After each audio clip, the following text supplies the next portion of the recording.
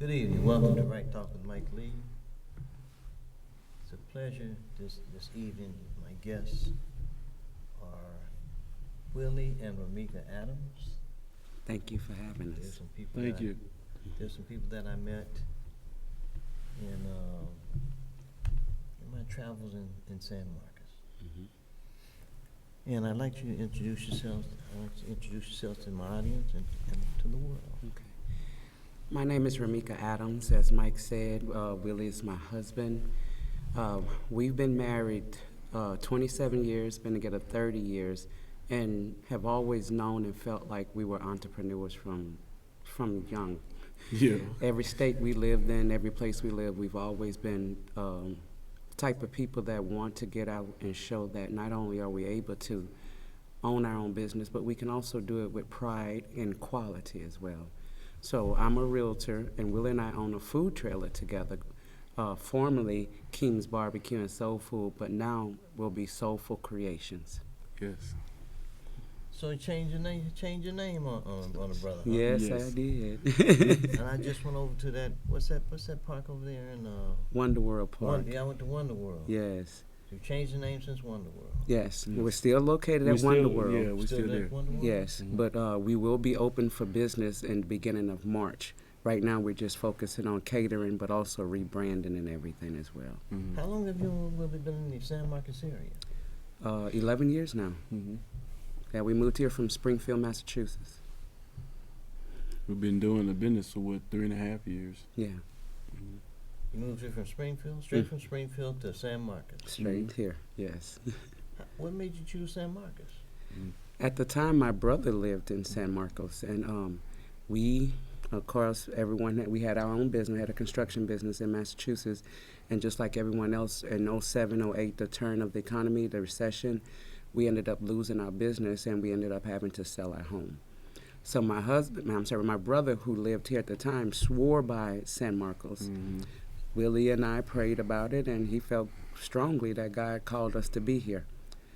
I thought he was crazy because I didn't think nothing was in Texas but cactus and cowboys, but it worked out. It worked I'm out. still crazy though.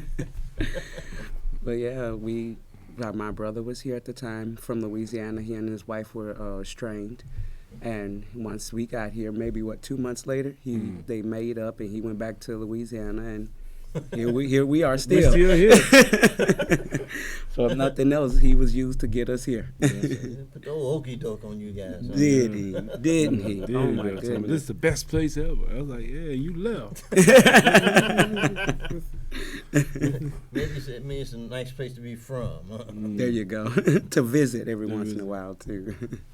Because he still comes out. As a matter of fact, he Yeah. came to visit us. What was it, in December? No, September September. of Yeah. last year. I came down from Ohio. Mm. I came to Texas originally to go to law school and to escape the snow. That's a good thing. And in January 1975 in Dallas, I can almost recall the exact day. It's like January 9th. Mm. It snowed in Dallas, and I was angry and I was upset. You thought you got away from it. because I was mad. I said I didn't go far enough south. If I had known it snowed in Dallas, I probably wouldn't. I might well have not gone to SMU. Yeah. Mm. I say might well be, but they did pay the bill, so that. So it was finally meant to got be. me. Yeah. Mhm. But I hate cold weather with a passion. Yeah, I don't like snow.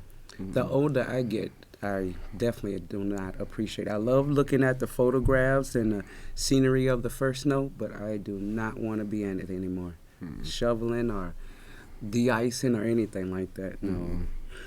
So we'll visit. But we One won't thing live I've there. loved about having the blessing to be able to get to age is I've grown to appreciate warmth and quiet. Mm-hmm. Yes, yes. Mhm. I call it my peace. I don't like no That's- noise. Yeah. We empty nesters, so You it's Yeah. much quieter. No And- children at the house. I know. And if we're not talking to each other, sometimes that's fine with me too. Like, stay up there where you at. You go upstairs and one stay downstairs. I'm looking at football, baby. But yeah, I've learned to enjoy my peace. Not even enjoy it, search it, Mhm. search for it. Yeah. So you guys met each other up in Springfield. No, No. we met each other in high school. Where In is that? In Brookhaven. Brookhaven, Mississippi. In Mississippi? Mm-hmm. That's Willie's originally That's from where I'm originally from. Mississippi. She's And I'm from originally from New New Orleans. Orleans. What? Oh, you one of those, huh? I watch it.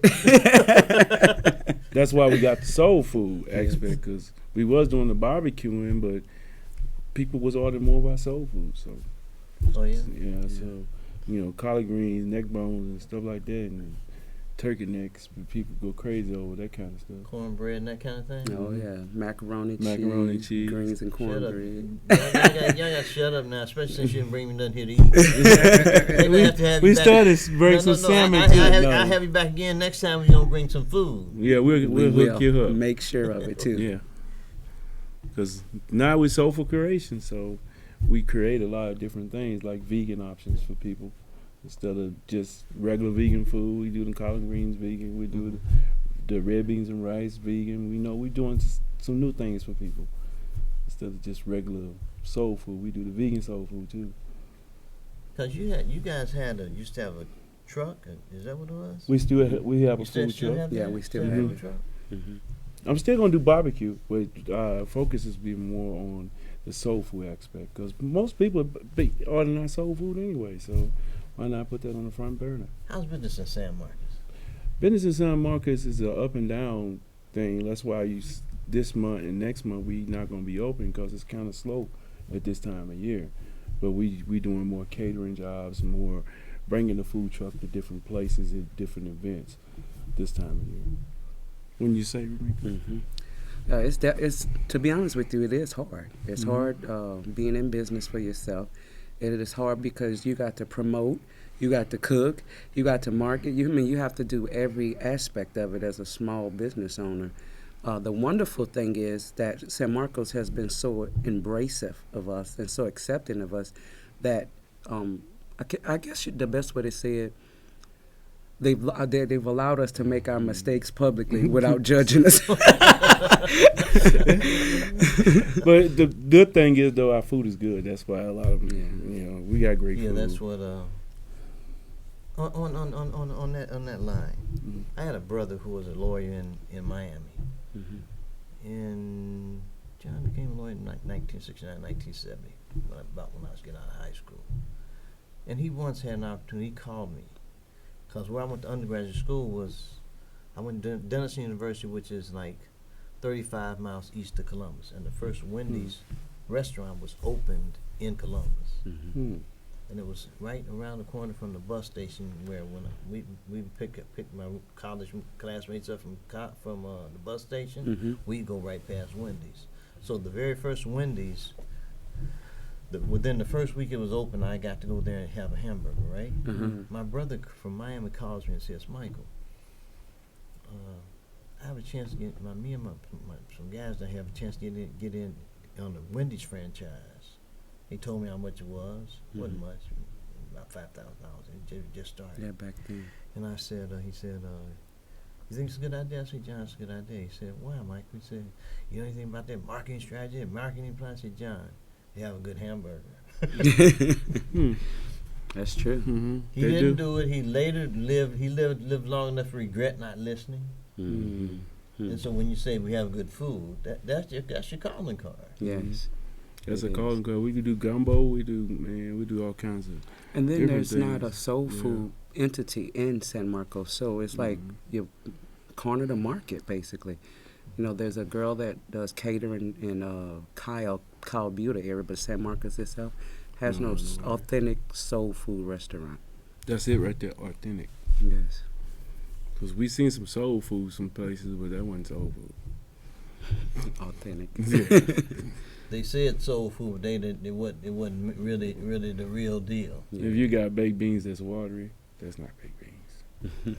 Boy, I know when I buy the times I have bought barbecue, not from you, Mm-hmm. and the sides are like blacks, and I've tried them. It's like their beans. It's like you can get better beans out of a can than what you give me. Yes. Mm-hmm. And we don't cook out somebody can. It's all fresh. Everything we cook is fresh. We take shortcuts, but for the most part, everything is made from scratch. Who does most of the cooking? Both Both of of us. us. It depends on what's being cooked. Of course, I'm not fooling with the pit. So Yeah, that's anything me, meat, yeah. that's him. If it is smoked meat, but the sides normally I do. And people didn't know that for the longest because when we first started this, it was an accident. Honestly, he used to do barbecue competitions with a good friend of his, and do fundraisers for churches and stuff like that. So this student at Texas State needed some money raised in order to go to Australia. She had to finish her study abroad program. And so she asked him would he do a fundraiser for her. This fundraiser was successful. She was very, very appreciative because he gave her all the money. He kept none of the proceeds, gave her all the money. And she was very appreciative. We didn't know at the time she was the president of the NAACP chapter and Black Student Alliance at Texas State. So she went back and was telling them about us, and they offered us a contract. Texas State offered us a contract. We weren't a business then. We was just, doing competitions. So we had to go and get it incorporated, get us get our insurance and everything like that, and then came back. And our first client was Texas State. Yeah, we still got a contract with them. Yeah, we have one for catering and one for vendor. So it depends on which program or which event they have going on. We can cover both. I've seen you, Ramika. I think I went to Gold's Gym one time at like 5 o'clock in the morning. You were there. You were stealing time. Yes. And I haven't heard it that way before, stealing time. It is that early, That's stealing time. Yes. I ain't never heard that either. No, it's not mean to go to the gym 5 o'clock in the morning. You're either stealing time or something is wrong with you. Now, in my case, I'm not sure which one is which. Okay, but I have gone to the gym sometime at 5 o'clock in the morning. I was preparing for a 5K. My goal was to run a 5K, and the woman who was training me, that's the only time she had available. So I had to go when she went. So, but five, sometimes 6 days a week. Either I was running or at the gym. She made me tired every time she thought about it. I got tired. Looking at me. Like, hey, girl. Woo, let me go in here and cook some brisket. Run that 5K and then have something good to eat waiting on you. Oh, yeah. She gonna eat my brisket. And that's our number one seller though, brisket. When people order just vegan food, they still order brisket. I said, I thought you were vegan. I was. Brisket was good though. I was. She broke that brisket out. I was vegan down. Hey, you messing up somebody's vegan program, man. I ain't sorry. You ain't sorry? Brisket good. Ain't even apologizing about it. Nope. I would be remiss today if I didn't take time to mention the tragedy that happened yesterday with Kobe Bryant. I'm not gonna miss that because my buddy who you seen the video, Greg Stemmer, used to play with the Houston Oilers when Earl was there. And he and the other buddy of mine that I grew up with who played pro football, Ophel Williams, they used to argue back and forth about Kobe and LeBron. Greg passed away in 2016, and when I got heard the news about Kobe yesterday, I sent Ophel a text saying, "Man, you hear about Kobe, man?" He says, "Yeah," because he's a big Kobe fan. As a matter of fact, the last time that Kobe played a pro basketball game in Indianapolis, he traveled from Cincinnati to Indianapolis to see Kobe play. He's got Kobe he's videos serious. coming. He told me that he had plenty of Kobe videos, but he wasn't gonna watch any news coverage because it'd be too hard for him to say. He said he enjoyed Kobe for 22 years, and he's just gonna embrace and cherish that man. It was definitely, for me, it was a shock. I felt like if I lost someone in my family. It was just crazy. I mean, 41 years old with his daughter, and then he's such a, I don't know him personally, like I said, but he seems to be such a caring and compassionate person, and honestly, an honest person with integrity. So just felt like something, like a part of the community, not even just basketball community, but as a black man, somewhere there's a loss, a gap in the community now. So it was just, for me, it was shocking. That was. It was really shocking. You would have thought someone called me and told me my brother had passed away. Yeah. That's just how hard I took it at first. And for his daughter to be gone too, 13. Wow. Yeah. 13, man. My first You year, I never thought know. about his wife. I said, God, that's I know. to lose a husband and a child at the same time. And then they had what, 4, right? 4 girls. Yeah. 4 girls. Yeah. As a matter of fact, I even looked for, different articles or different stories or someone covering her just for that same reason. Mhm. How is she doing? How's she doing? Because that is hard. Your baby, no one wants to go before they they want their kids to go before them. But your kid and your husband, that At the was same really time. hard. Yes. Yeah.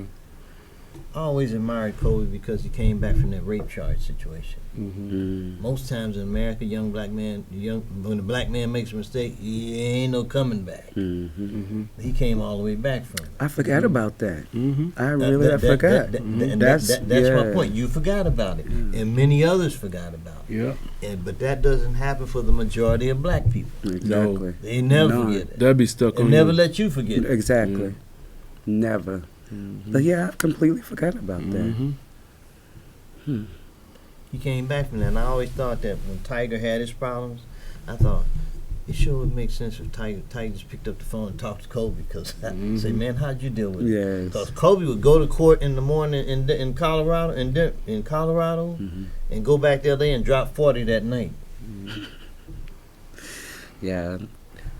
Tiger didn't handle it the same way. We'll just No, say that. that's We'll just say why that. that's why I said Yes. Tiger should just picked up the phone. Hey, Kobe, man, Yeah. How'd you do this? tell me how to handle this situation. And he has such good Tiger, that is. At first, had such great work ethics. I mean, very disciplined. So it's like he just kind of lost his mind, for lack of better words. He came back Lost too. it. Now he the one. He got a dose of reality. Actually, is the way I looked at it. Speaking of reality, my wife and I have moved to San Marcos. It's been about 2 years now, Mm-hmm. and I do a lot of court-appointed cases down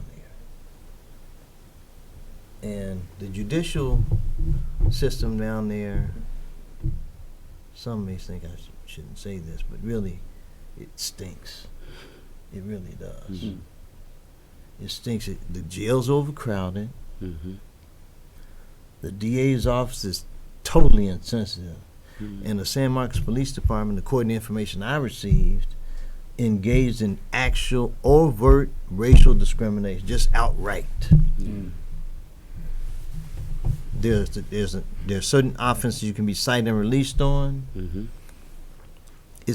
It was determined and found that they were citing and releasing white people, Mm-hmm. but Not had black not people. but had not cited and released even one black person in 2018. I can believe that. Now what I've done is, and that causes me a lot of concern, because I work not only as a lawyer. I dibble in politics. Not dibble is putting it lightly. Okay. Yeah. And that county, Hayes County, was, quote, reliably red. And among lawyers, many lawyers who don't know my political affiliation, they'll say to me, like, the red counties, the counties that are red, are prosecuting low level marijuana cases, but the blue counties aren't. The red counties are racist. The blue counties are not. It's kind of like an overriding statement in the atmosphere in the legal profession. Among black lawyers, anyway. White lawyers, their world is different from the world we're in. Yeah. Pretty much. But in these cases, and I have a couple of cases that involve this it's just straight up racial discrimination. I couldn't believe it. When I saw the article in the paper that said what it said that San Marcos was citing and releasing white people, but arresting black people and throwing the book at them. Mm-hmm. There was a lady that spent about 45 days in jail over a $25 bounce check. Yes. Yeah. Felita Hicks. It's like when I see it, and when I deal with the DA's office, it's like a black man. They try to lock up as many black people as they can, keep them in jail as much as they can, and don't let them out. Mm-hmm. And to me, that's like oppression. Yes. Black people being oppressed in a county that is supposed to carry my political affiliation. My thing is, I like to grapple with these people and grapple with this issue. Mm-hmm. And to that end, I've filed cases in court, filed documents in court, asked them to take judicial notice of these things. Mm-hmm. And I'm going to ask for evidentiary hearing on them. And they may be mad because I'm talking about it on the air, but I don't care. It's just the truth. Yeah. It's public record. Yeah. Yeah. Yeah. Actually, I'm affiliated with the group Mano Amigos, who Felita is one of the leaders there. She's on the board there. Her life has got pretty hectic, but since, exposing all this, but so many people did not know, had no idea. I had no idea that they didn't operate in the cite and release, and how much, like you just said, it's plain racism. How many times young black people, young black men in particular, are racially profiled. Mm-hmm. Willie talks about sometimes getting stopped by the police, and he asked him for what? Your seatbelt wasn't on, or your light wasn't working, or anything. For any little crazy reason. I'm not saying that safety shouldn't be a priority, but if you're stereotyping me because of it, then I have an issue with that. My thing is, I wonder how many white people get stopped because they have their seatbelts off. Yeah, I just wonder. I wonder about stuff. I don't wonder. No, they don't.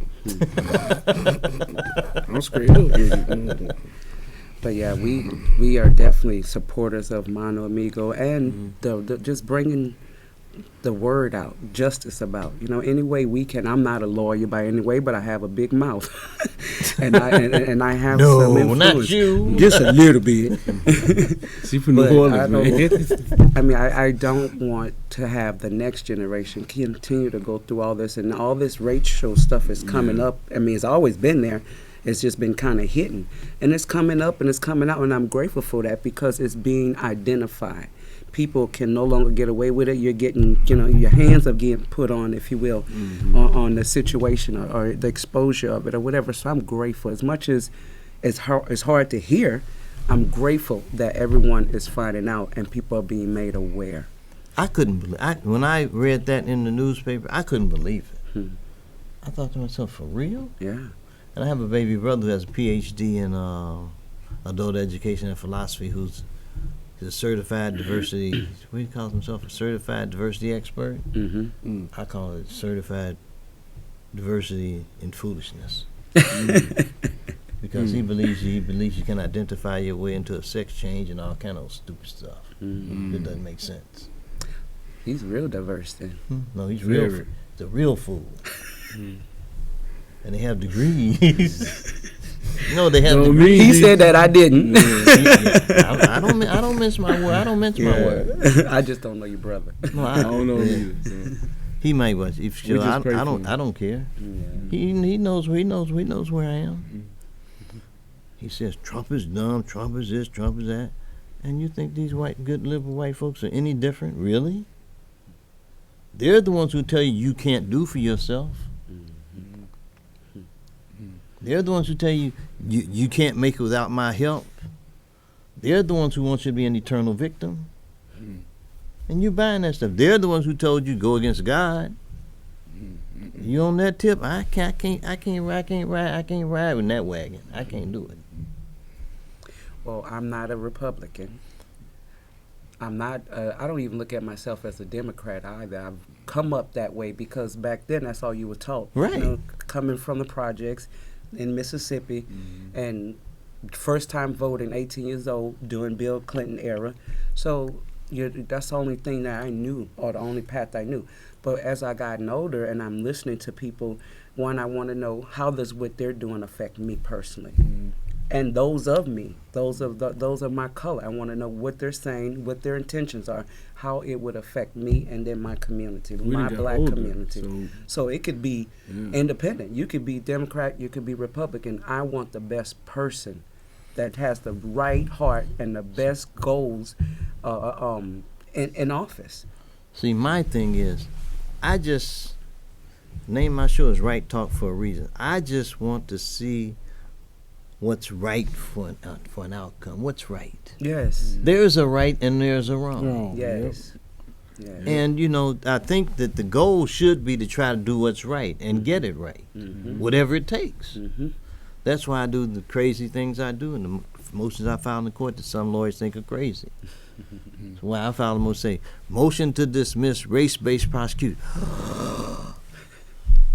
Well, that's what it is. And expose it. And my thing is, I have private discussions with assistant district attorneys on the issues, and I have another beef. I have a gripe with them about their whole system, because the system, the police can do something, and something will happen all the way to a district judge. The district judge will take an action to appoint a lawyer to help this person, but the DA hasn't said anything. They're pre-filing cases, and sometimes they don't even indict them. But you got a mark on your record for something that may not even have been prosecuted, and that's not right. The law says the Code of Criminal Procedure says you go from A to B to C. To go from A to C is not following the law.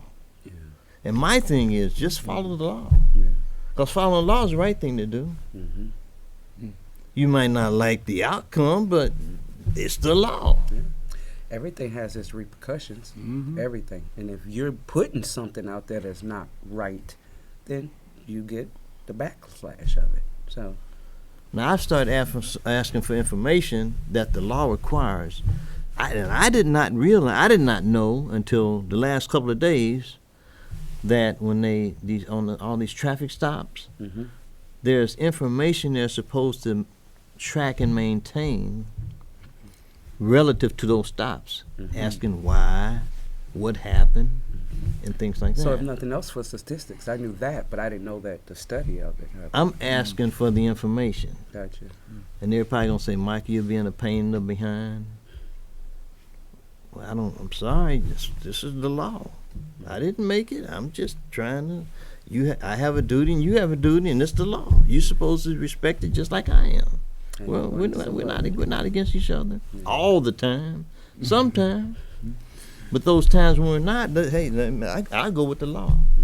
And that's I've been a self-described conservative since I was 17 years old in high school, because it's the only thing that made sense to me. Yeah.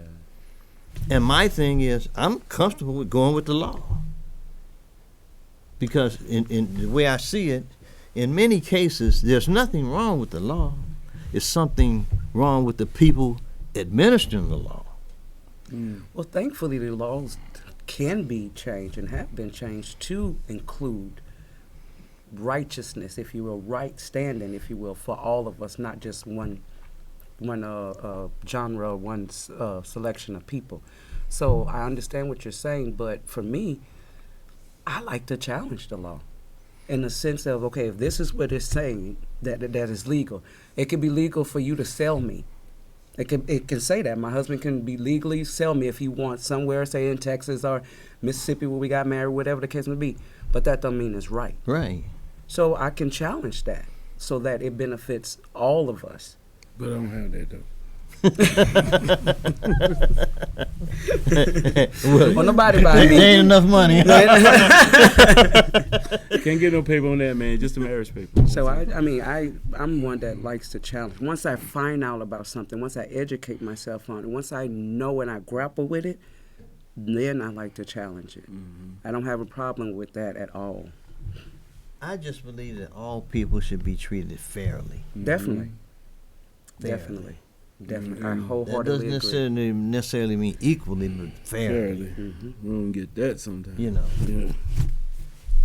But this overall, it's kind of an atmosphere in Hayes County of lock them up as many as you can, as fast as you can, and keep them there as long as you can.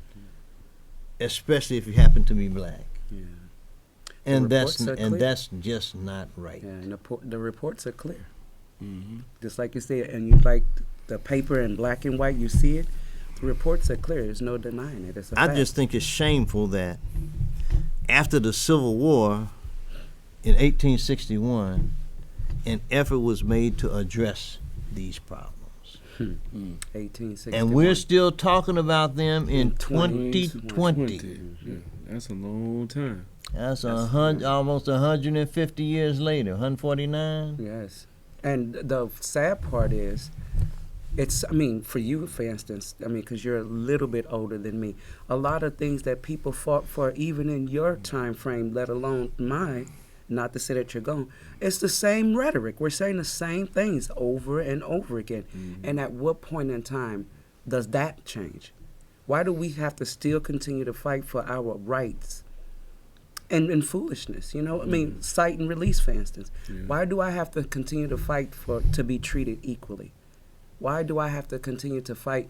I'm in business. I know that there's sometimes, and there's been blatant racism that I've had to experience as a realtor in San Marcos, but then there's times where I'm sure I just get passed over because they rather not deal with a black person. Mm-hmm.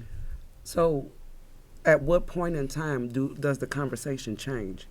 When my kids, my grandkids still have to talk. So like you say, over 150 years, when does change really come? It's going to be interesting when I have to go to trial, jury trial in these cases.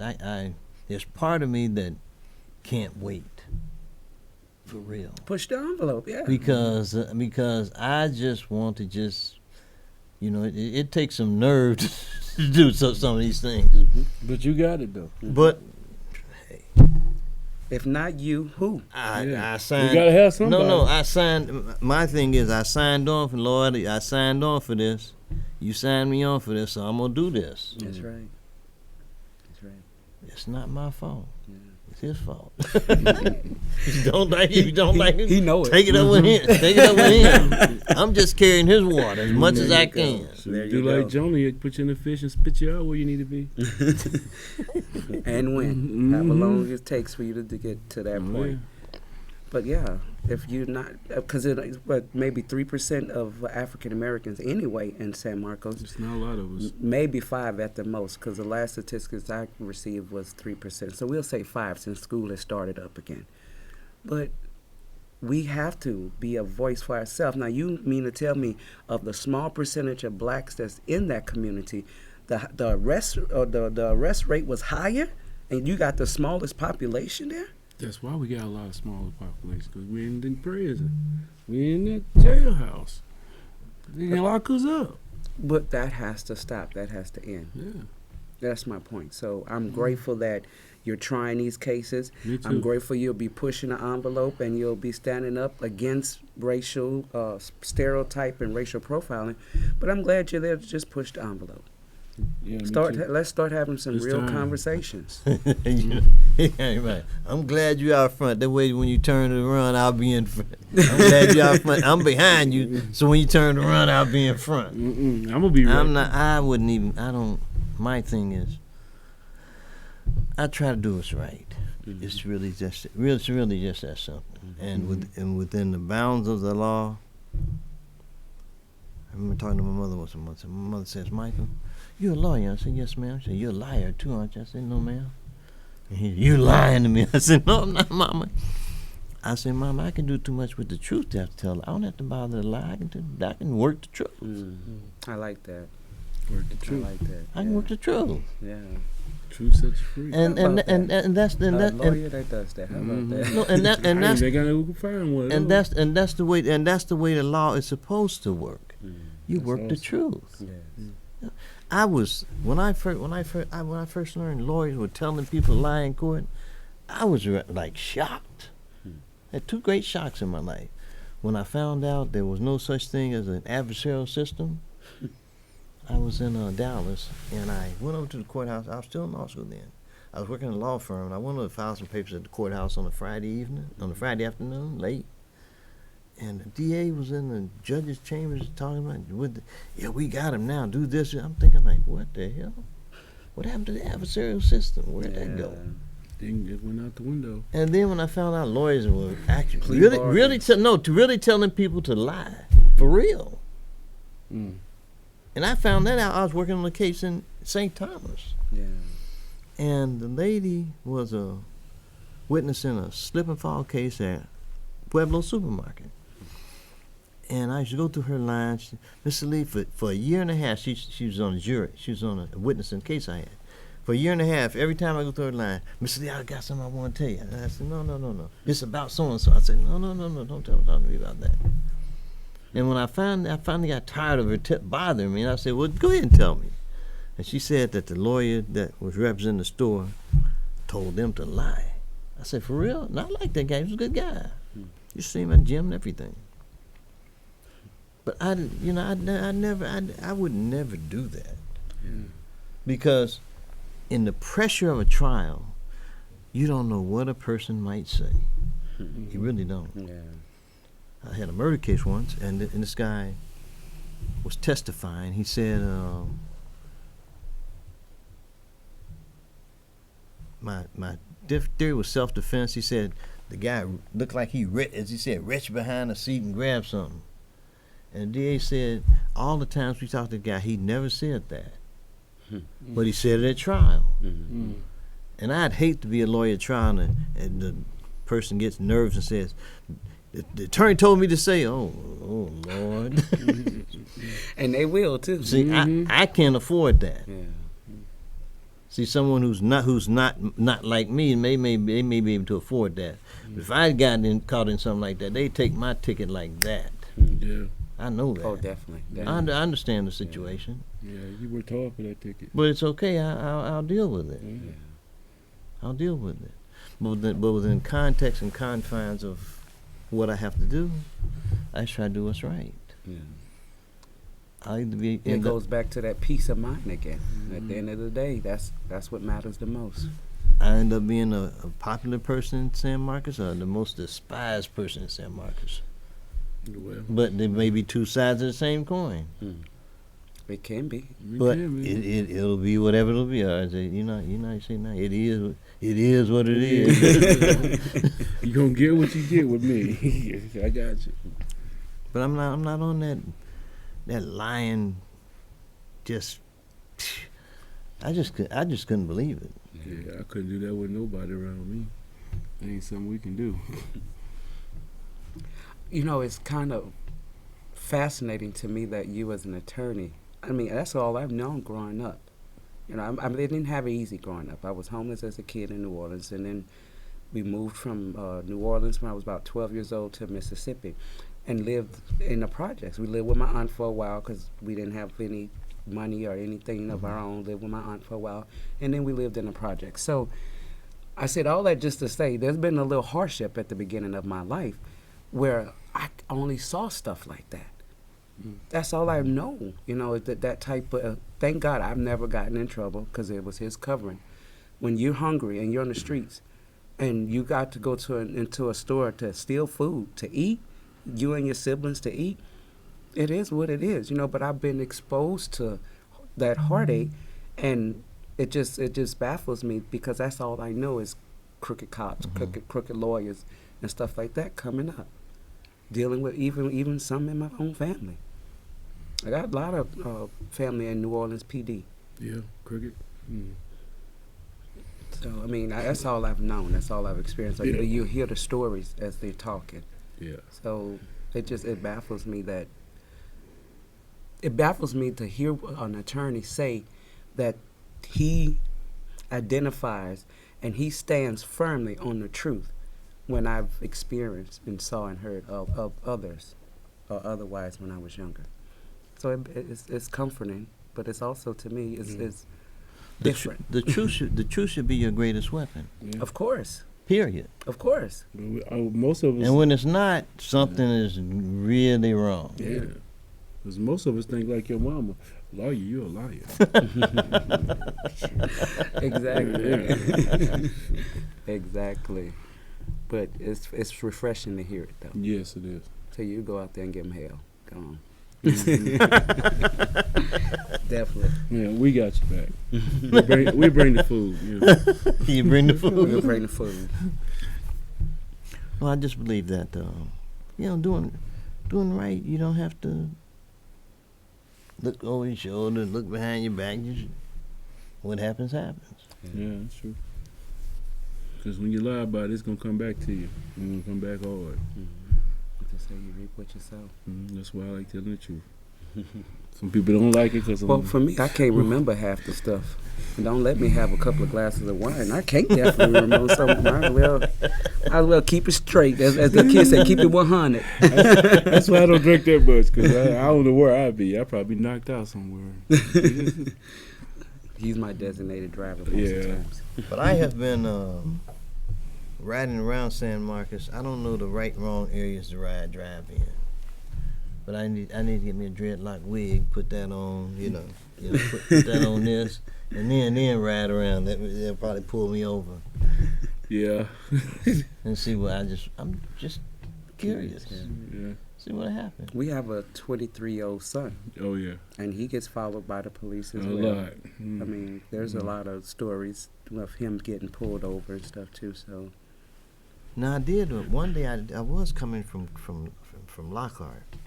I turned the corner.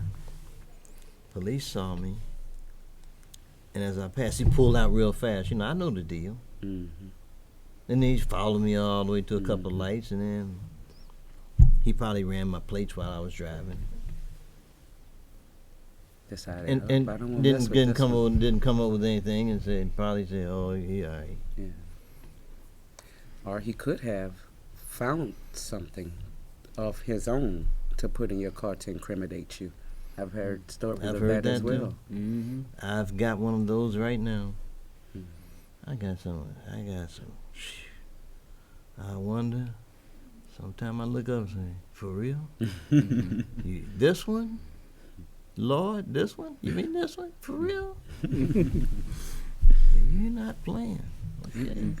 Sorry with No, me, he's huh? not playing. I'm here to serve. That's right, and that's what he knows. Yep. That's what he knows. I'm like, okay, Mike, go on, say what you gotta say. Mm-hmm. Now get out there and do what I told you to do. If you do, man. Yes.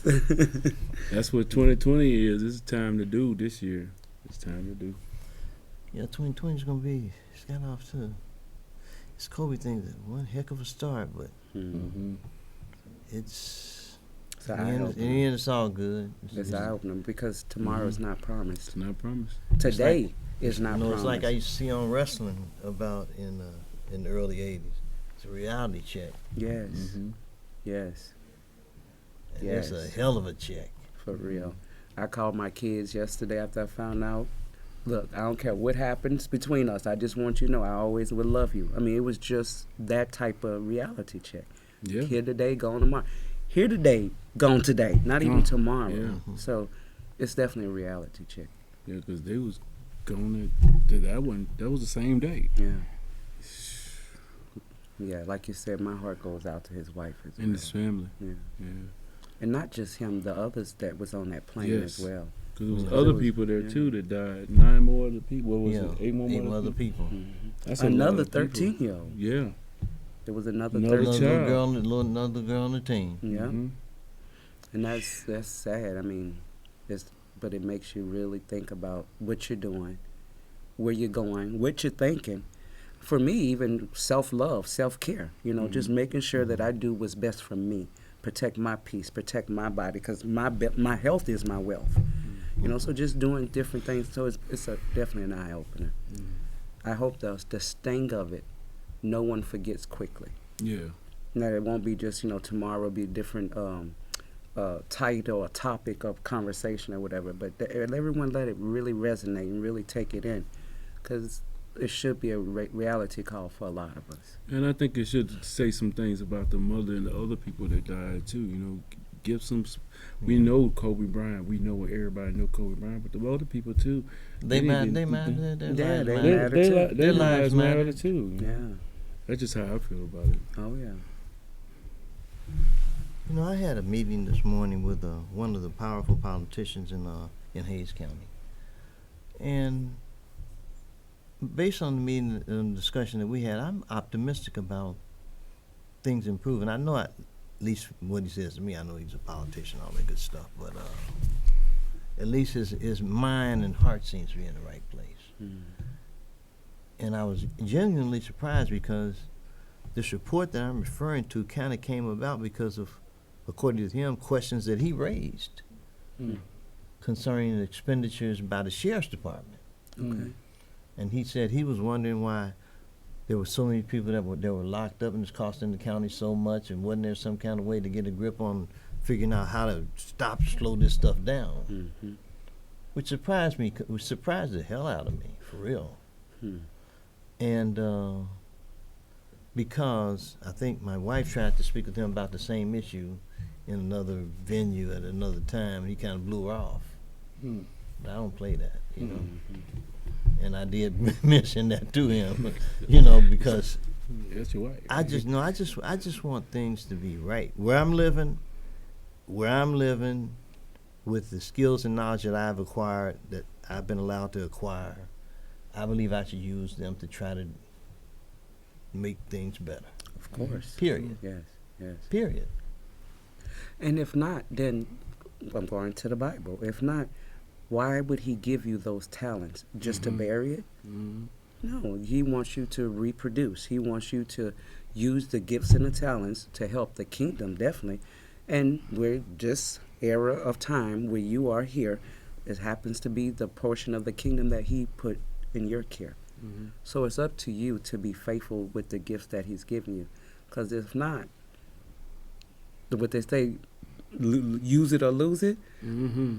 And for me, it's not so much that you lose it, but those that you could have helped, They lost it. they've lost. We've lost. Mm-hmm. So yeah, use it so we don't have to continue to keep losing it. Yeah, but then somebody say, why me?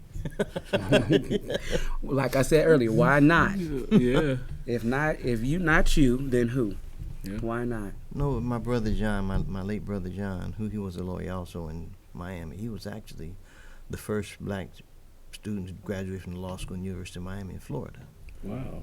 He used to tell me, he says, Mickey, he said, Mickey, you know, the Lord gives burdens, but he also gives shoulders. I like that.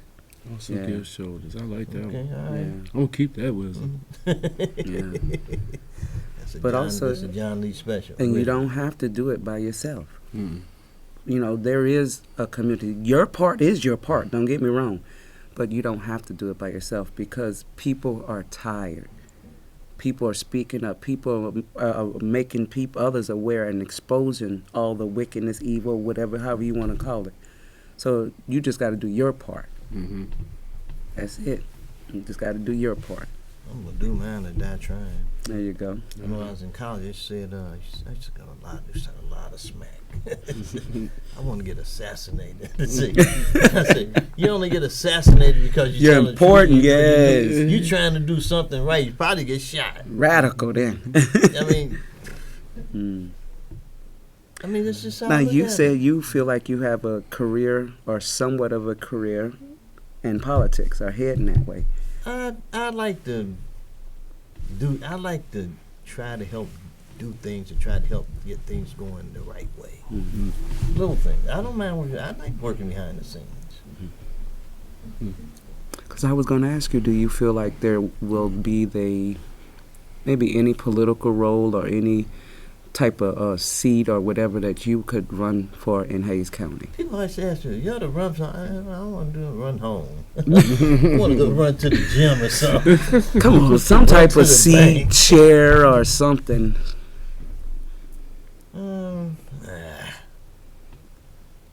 Part of me says I'm too old for that, and then another part of me says, I think that could be something I might be interested in.